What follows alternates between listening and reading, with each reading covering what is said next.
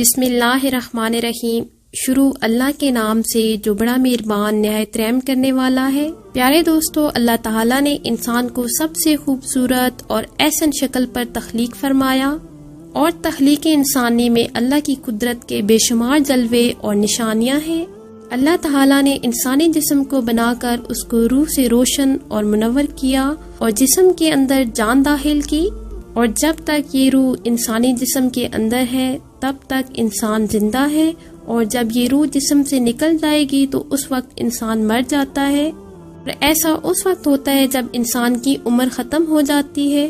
لیکن کیا آپ جانتے ہیں کہ ہر انسان ایک ایسی بھی زندگی جیتا ہے جس کے اندر وہ روز مرتا اور روز جیتا ہے؟ پیارے دوستو، آج کی اس ویڈیو میں ہم آپ کو زندگی اور موت کے بارے میں بتائیں گے کہ کس طرح انسان روز مرتا اور روز زندہ ہوتا ہے۔ اور کیا آپ جانتے ہیں کہ جب انسان سو جاتا ہے تو اس کی روح کہاں چلی جاتی ہے، اور انسان خواب کے اندر جو کچھ دیکھتا ہے کیا وہ سچ ہوتا ہے یا جھوٹ؟ اور نیک لوگوں کی روحیں سونے کے بعد زیادہ تر کہاں کا سفر کرتی ہیں، اور برے لوگوں کی روحیں سونے کے بعد کہاں کا سفر کرتی ہیں؟ پیارے دوستو، ان تمام تر سوالوں کے جوابات قرآن و حدیث کی روشنی میں آج کی اس ویڈیو میں ہم آپ کو بتائیں گے، لہٰذا آپ سے گزارش ہے کہ ویڈیو کو اینڈ تک ضرور دیکھیے گا۔ پیارے دوستو، روح کی تخلیق اللہ کے حکم سے ہوئی، اور روح امر ربی ہے۔ جس طرح دنیا میں انسانی جسم کا لباس کپڑے ہیں، اسی طرح اللہ نے روح کا لباس انسانی جسم کو بنایا ہے۔ اسی وجہ سے جب جسم سے روح نکل جاتی ہے تو جسم بیکار ہو جاتا ہے۔ پیارے دوستو، روح دو طرح کی ہوتی ہے، ایک نیک روح جو نیک عمل کرتی ہے، اور دوسری بدکار اور گنہگار روح جو کہ برے عمل کرتی ہے۔ انسان کو جو بھی خواب آتے ہیں یا وہ خواب میں جہاں کہیں بھی جاتا ہے، اس میں انسان کی سوچ اور عمل کا دخل ہوتا ہے، اور اگر نیک روح ہو تو اس کو نیک خواب آتے ہیں اور اس کو خواب کے اندر نیک لوگوں کی زیارت ہوتی ہے، جیسا کہ حضور اکرم صلی اللہ علیہ وآلہ وسلم کا دیدار ہونا، یا صحابہ اکرام کا یا اولیاء اکرام کی زیارت نصیب ہونا۔ اسی طرح نیک روح جب کہیں سفر کرتی ہے تو اس کا سفر بھی نیک ہوتا ہے اور خواب میں نیک چیزوں کو دیکھتی ہے، اور جو بدکار روح ہوتی ہے وہ برے لوگوں کی طرف مائل ہوتی ہے اور اس کی روح پر شیطان کا قبضہ ہوتا ہے۔ ایسے لوگوں کو جو خواب آتے ہیں وہ شیطانی ہوتے ہیں، اور ایسے لوگوں کے خواب قابل قبول نہیں ہوتے۔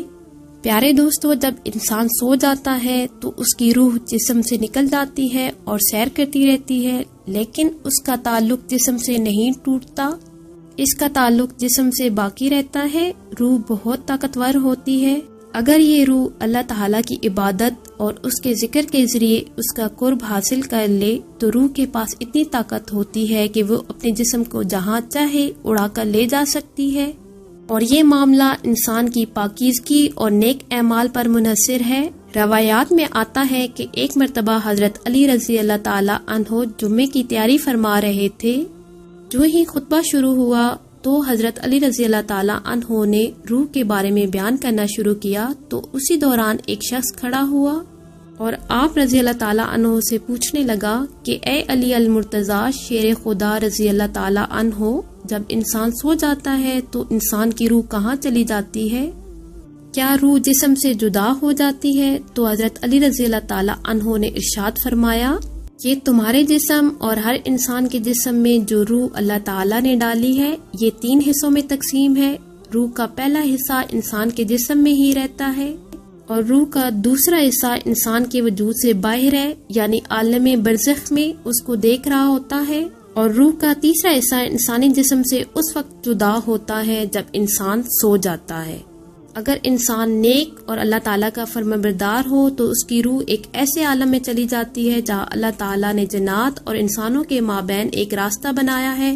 یہ نیک روح جب اس مقام پر پہنچتی ہے تو اس وقت انسان کو خواب آنے لگتے ہیں، وہاں یہ نیک روح سب کچھ دیکھتی ہے جو آگے دنیا میں ہونے والا ہوتا ہے۔ اور اگر انسان گنہگار اور اللہ تعالیٰ کا نافرمان ہو تو ایسے انسان کی روح اس کے جسم میں ہی قید ہوتی ہے، اور ایسے انسان کو خواب میں نیک روح کی طرح کچھ نظر نہیں آتا۔